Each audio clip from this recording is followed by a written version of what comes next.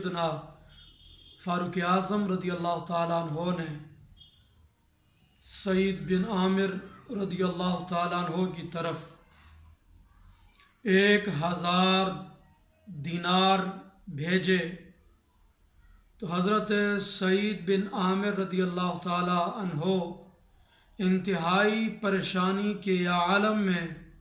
اپنے گھر میں داخل ہوئے تو آپ کی زوجہ نے پوچھا کہ خیر ہے، آج بڑے پریشان ہو، کوئی ایسا کوئی کیا معاملہ بنا؟ تو حضرت سعید بن عامر رضی اللہ تعالیٰ عنہ نے فرمایا ہاں ایک بہت اہم معاملہ ہے،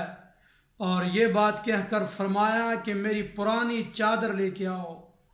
تو چادر لائی گئی تو آپ نے اس کی تھیلیاں بنائیں، ان تھیلیوں کے اندر وہ دینار، وہ اشرفیاں ڈال کر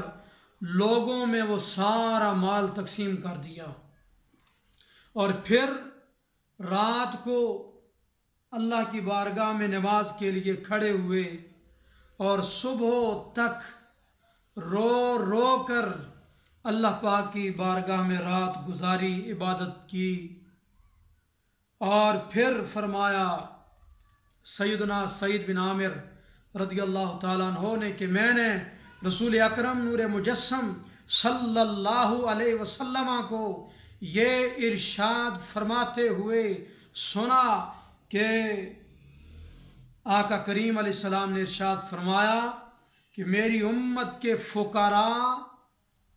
مالداروں سے 500 سال پہلے جنت میں داخل ہوں گے، یہاں تک کہ فرمایا کہ اگر کوئی امیر شخص، کوئی مالدار آدمی